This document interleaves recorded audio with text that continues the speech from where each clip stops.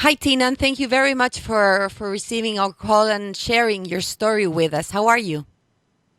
I'm good, thank you. Very good. Tina, it's a complicated story, it's a long story, and we're going to try to summarize it for the Chilean public, okay? Can you please Okay. tell us how you first met Sheikha Latifa? I met Latifa end of 2010. She basically contacted me for private capoeira lessons. Hmm.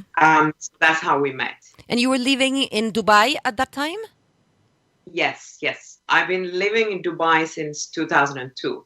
And how come you got there? Some coming from Finland, is it? Well, I used to live in London before, so I moved to Dubai to work in hotel and tourism industry because that's what I studied. Mm-hmm. So that's how I ended up there.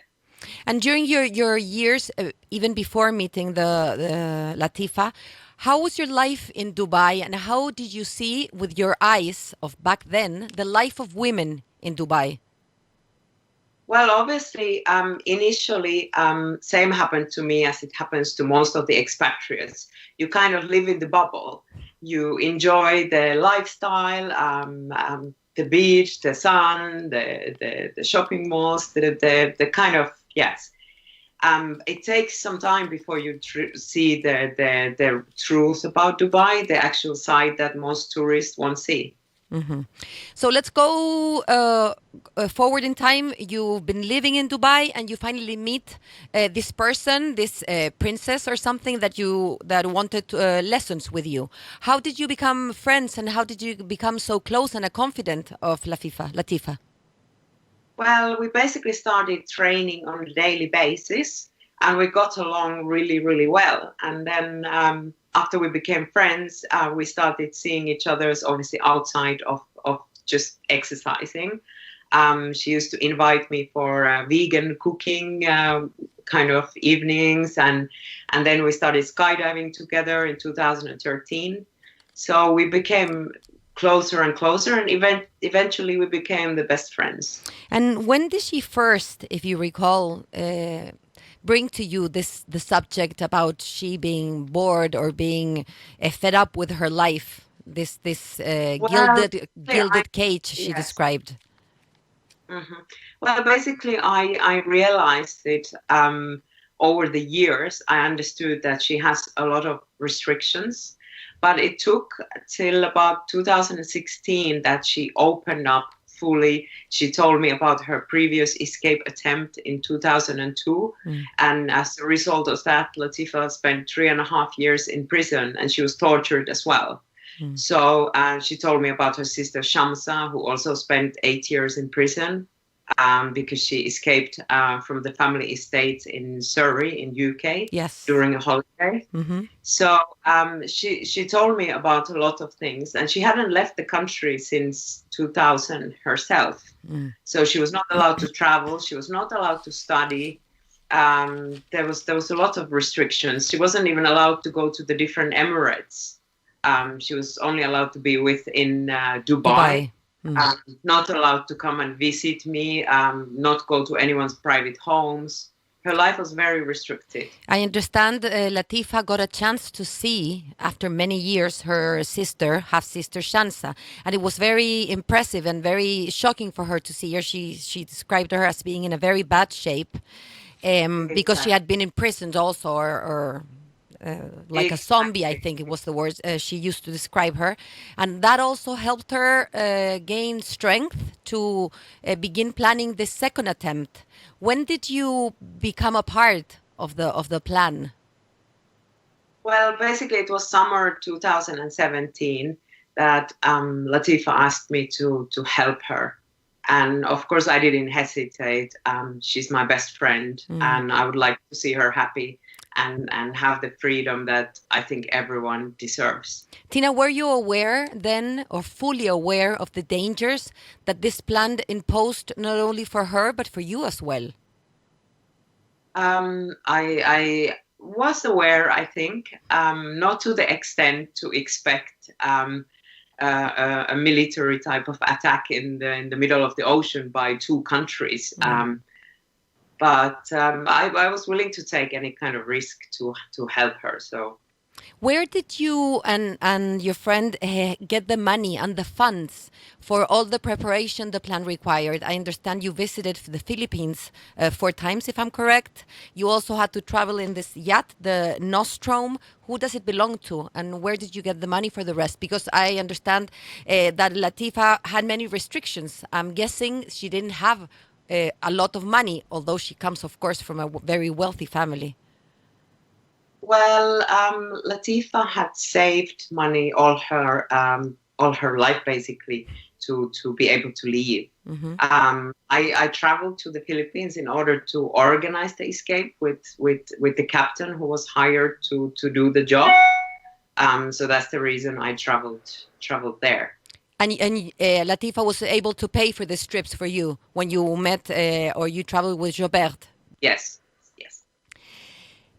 When you were finally on the way to what you thought was going to be your friend's freedom, right? You had been a few days on the run. You were in the Yeah. yacht, and you were resting, I believe, in the cabin when you suddenly heard these noises, the guns. What happened in your mind? Were you afraid of dying? Were you afraid of maybe that was going to be it, the end of the story? Well, basically, we were aware that we had been followed for about 2 days because we were able to see a boat behind us in the radar, and there had been some planes circling around us as well on the Mm-hmm. sky. So it wasn't a fully surprise, but how it happened caught us by surprise because it was the evening and we were down in our cabin. We started hearing these noises that sounded like gunshots and a lot of people on the upper deck all of a sudden, and the cabin started filling of smoke. And eventually we couldn't breathe, and we had to go to the upper deck where we were met by commandos with machine guns with red laser sights pointing at us. So it was quite a horrible situation. Horrible. At that point, I was very afraid. And I understand that the horrible ending was the end of your, well, of the plan and not of your friendship. But yes, you never saw up until now your friend again. Is that correct? Yes, basically Latifa was kidnapped at first, and same happened to me and the rest of the crew. Latifa was flown to Dubai, but we were taken to Dubai on the boat, and we were kept in an secret prison for another 2 weeks for interrogations. And it was because of Latifa's video that the media pressure built up, and that's why they had to let us go. You think it was the media that and the video that Yes, helped? definitely. Because if nobody had known what had happened, people would have just thought that we vanished, because I didn't tell even my family that I was on that boat. And talking about family, did you ever hear Latifa say that she had or she would share this plan with her family? It's very hard for us in the West to understand how these families work, especially a husband with 6 wives, 23 children. It's a very different kind of family. But I wonder if she ever spoke about this with her mother or her sisters or half sisters or someone in the family.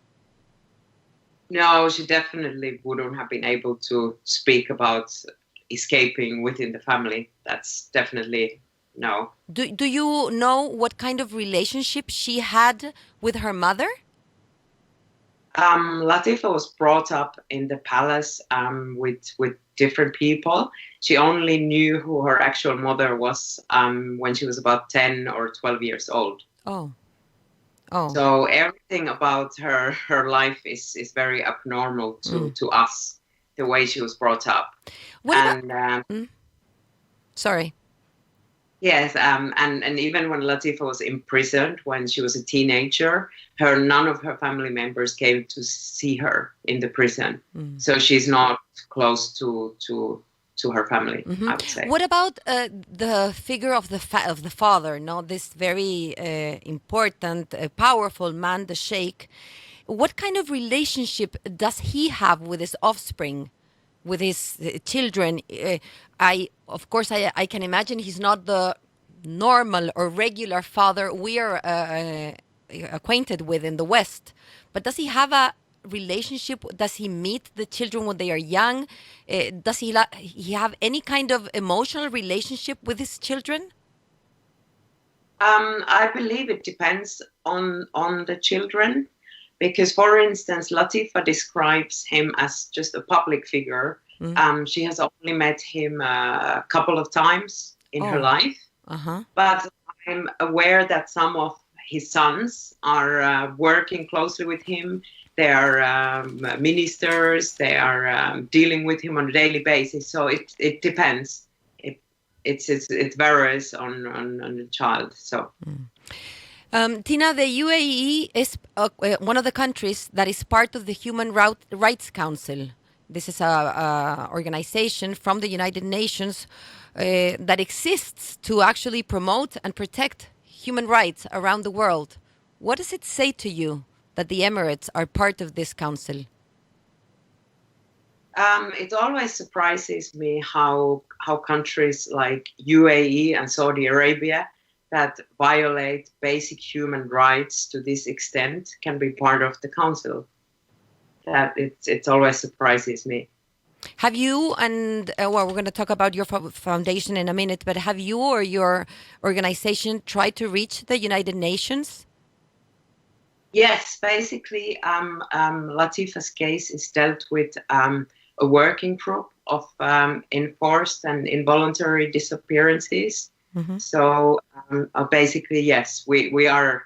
The case is within the UN as well.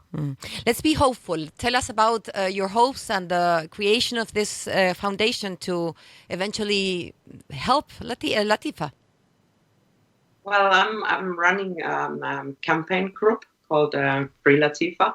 We have a website called freelatifa.com. So we have reached out to most of the biggest human rights organizations like Amnesty International. We're working together with Human Rights Watch.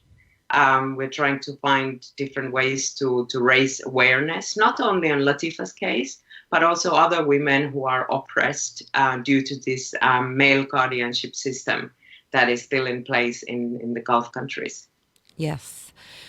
Well, we're out of time, Tiina. I want to thank you for sharing this story, and well, let's be hopeful. I hope you succeed in your hopes to reunite with your friend and help the cause of so many women around the world. Thank you so much, and good luck. Thank you very much. Thank you. Bye-bye. Bye.